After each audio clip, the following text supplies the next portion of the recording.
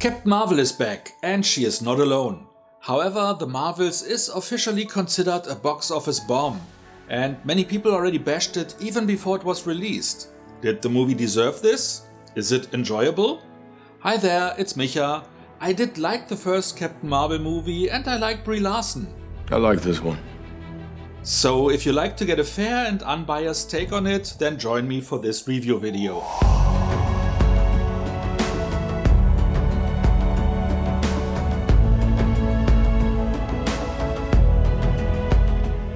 The movie starts with introducing the villain, Dar-Benn, the new leader of the Kree, as she unearths the second quantum band that pairs with a bangle Kamala Khan, aka Ms. Marvel, owns.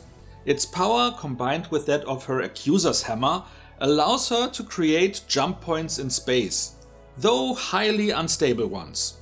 Her first one produces an anomaly that can be witnessed across the whole network of jump points.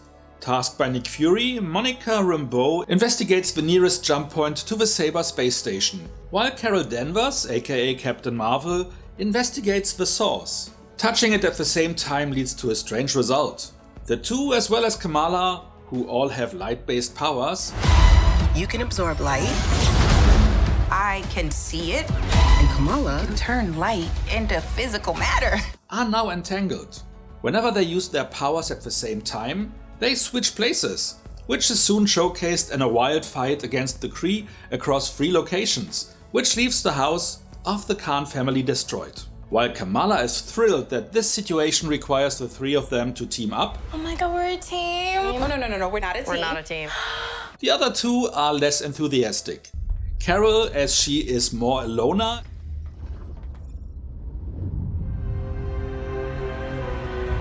and Monica, as she felt abandoned by her Aunt Carol, whom she hasn't seen since she was a child. I'll be back before you know it.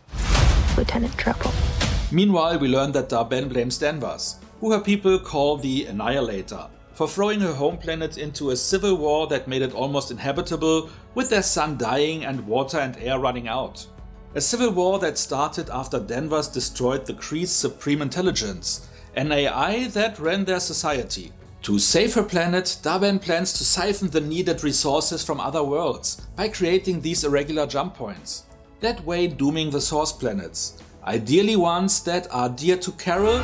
She's destroying every place I call home. To also punish her nemesis at the same time. Can the team stop her? Let's stop the synopsis here, as I do not want to spoil the plot. I will dig into some further details at the end of this video in the spoiler zone though, after an appropriate warning of course. But let me tell you straight away that this movie is quite entertaining. It is not the very best of the franchise, but also not the worst. And in my opinion, it didn't deserve to bomb as it did. There are some very great moments in it, but also clear issues with the script and the editing. So let's take a closer look. My main concern going into the movie was the runtime, 105 minutes. After most of the best Marvel movies are longer than 2 hours, some closer to 3 even, this signaled potential story reworking in the post-production. And as we know from most Marvel shows on Disney+, re-edits mostly lead to bad storytelling and plot holes. Here it wasn't that severe plot-wise, though there were some issues, but mostly the movie felt a bit rushed. I had the feeling that the whole plotline around Danvers destroying the Supreme Intelligence was supposed to kick the movie off in a longer sequence.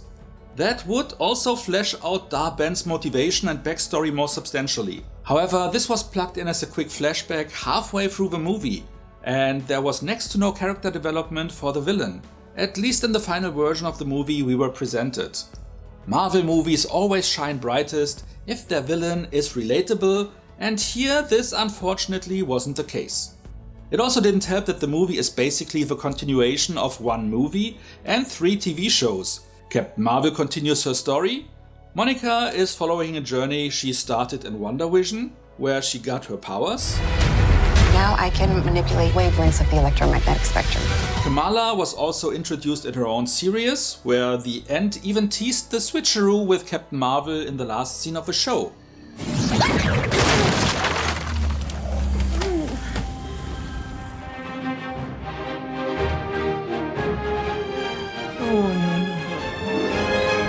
And lastly, the movie somewhat elaborated on the peace talks between the Skrulls and the Kree that were announced at the end of Secret Invasion, where we last saw Nick Fury. So the movie had to catch up the audience that may not have seen those other franchise entries by reintroducing the characters quickly. And that happened a bit too quick for my taste, because it felt rushed. We first see Carol using a device to help her remember her past, where we were shown key events from the first movie, which honestly I didn't remember all that clearly myself.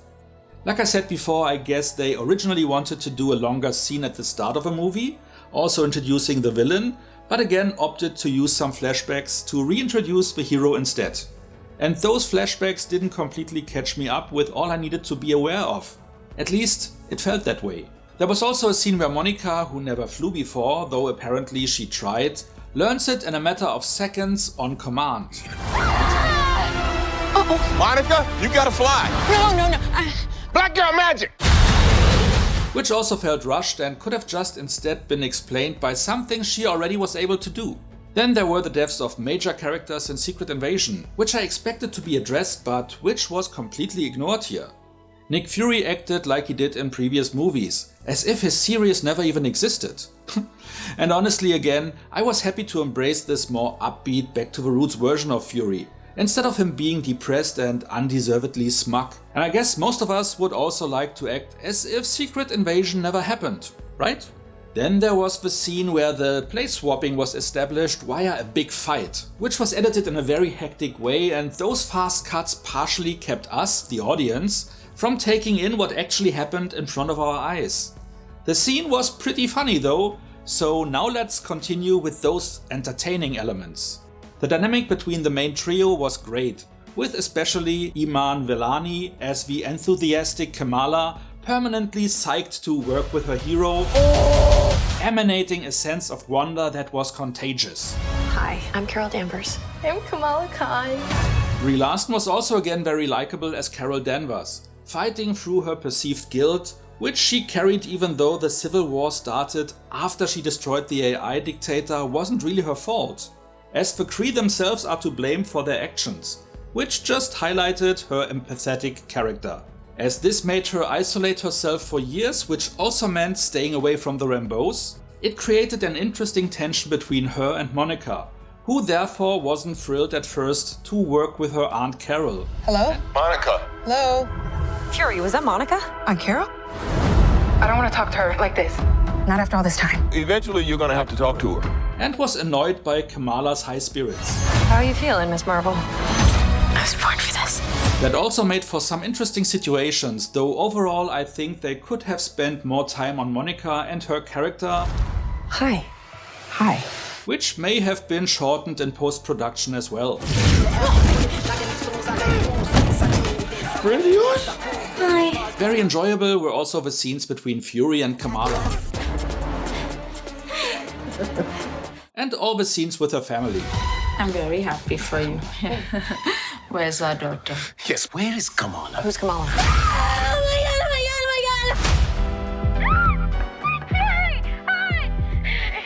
Is this an Avengers test?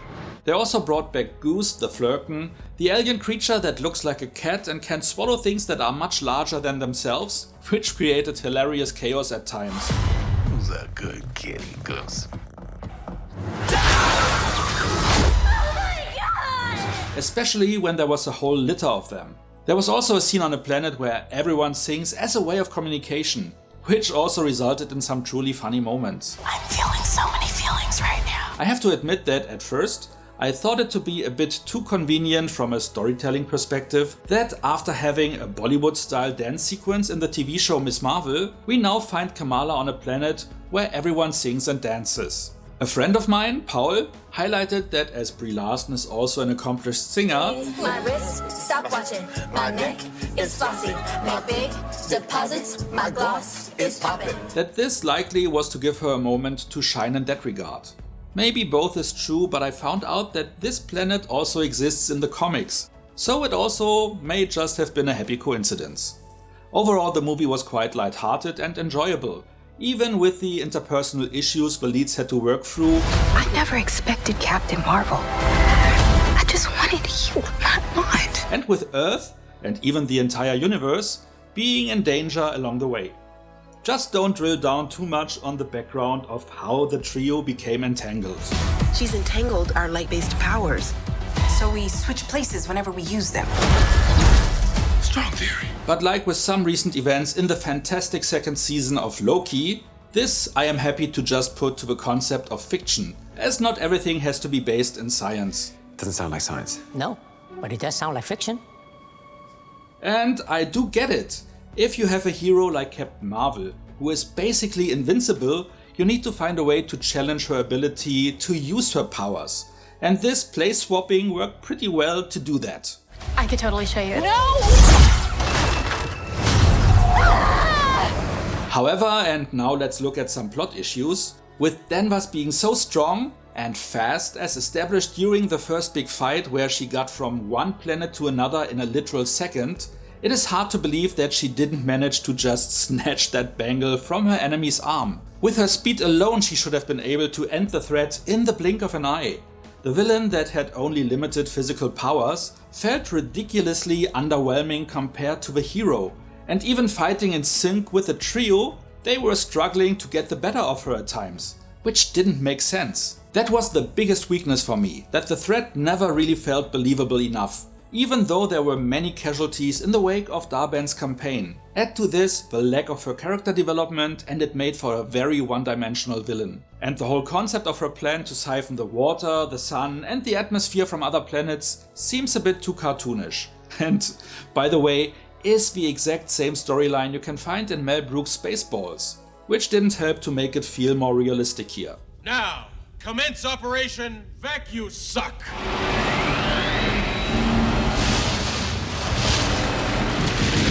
The movie still works well enough though and is entertaining throughout. It just isn't the best thing Marvel ever put out. And with that being said, let's get to the rating. Let's keep this section short. I liked the movie, was entertained and had some nice and genuine laughs. It wasn't a thinker though, with some plot issues, and it apparently suffered from last-minute re-edits. With a better script and more time to develop the plot, this could have been another great movie. It's a pity that it is another woman-centric superhero movie that wasn't given the needed studio attention it deserved. Unfortunately, it being a flop at the box office will likely be blamed on the hero in the center, instead of on the screenplay. But as some people were already trashing the movie before it was released, maybe the outcome would have been the same, even if this one would have been perfect.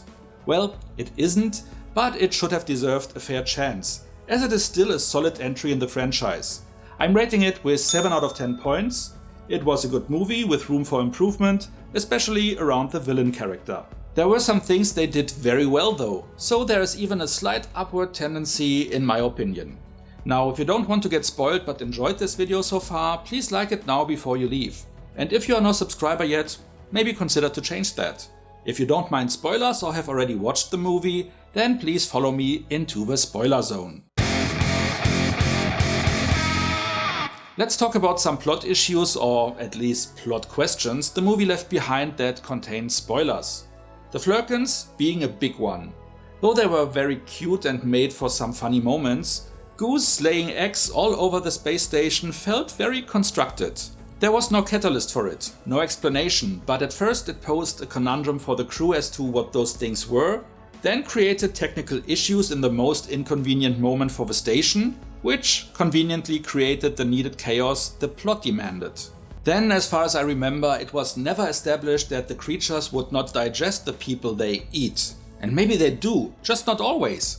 Yet, as they had to evacuate the place and had too few escape pods, they used them to swallow the whole crew, then to spit them out once they were safely back on Earth. What a risky plan, as they couldn't be sure that all people would be puked out again. And that they even managed to collect all Flurkins roaming around at the station to begin with. Let alone the fact that apparently a species that can procreate on its own, producing dozens of younglings per litter, now apparently was introduced in large numbers into our ecosystem. Will be interesting if they address that in the future or just conveniently forget. Then apparently, close to the end of the movie, they quickly covered the fate of the planets that were attacked. So quickly that I actually missed it. At least one seems to be okay, but if everyone they had to leave behind at the Skrull Refuge planet died or not, I will have to find out later. when the movie is available for streaming on Disney+. Again, for things like these, they should have taken more time and then show it, not just tell it. As a side note. But let's talk about the ending now. After Darben's latest jump point destabilized the whole network, it creates a rift between dimensions during the end fight. She tore a hole in space. There's a different reality leading into ours. After defeating her, Monica is supercharged with energy provided by Kamala and Carol, enabling her to close the hole. That, however, stranded her in the other reality, as for some unclear reasons she decided to close it from the other side. Another one of these convenient plot issues, because this sets up future events, as Monica finds herself face to face with a variant of her mother, who is called Binary in this realm. Basically the equivalent of Captain Marvel. And there we also see Hank McCoy, aka Beast from the X-Men. For me that was clearly meant to bring the Fox X-Men universe into the MCU, though many others speculate that this was just a variant of Beast, not the Hank from the Fox movies. For now, let's agree to disagree on that. However, they will need to find a way to bring Monica home now, which in most likelihood will happen in the next Deadpool movie. Or that one will at least reference or opens a door for it. In any case, I am sure Deadpool will find his way into the main MCU reality, which has the designation 616. The end also teases the long-awaited creation of the Young Avengers, as Kamala seeks out Kate Bishop, who was introduced in the Hawkeye TV series, and in a hilariously funny way, Kamala almost bit by bit recycles the speech Fury gave Tony Stark at the end of Iron Man. You think you're the only superhero in the world? Mr. Stark, you become part of a bigger universe. You just don't know it yet. And she also mentions Ant-Man's daughter, so the first 3 team members seem to be clear. It's a pity though that the most relevant story elements in this movie happened in the last minutes. Again, the studio should have invested more effort in the main movie storyline. Just saying. What about you? Have you watched this movie or did you skip it due to bad word of mouth? Are you planning to still watch it at the movies or wait for the streaming release? Whatever you like to share, let me know in the comments. So much for now, see you next time and thanks for watching. Let's stop the synopsis here and had some nice and genuine laughs. They also brought back Goose, the Flurken. I will dig into some further details at the end of this video in the spoiler zone though.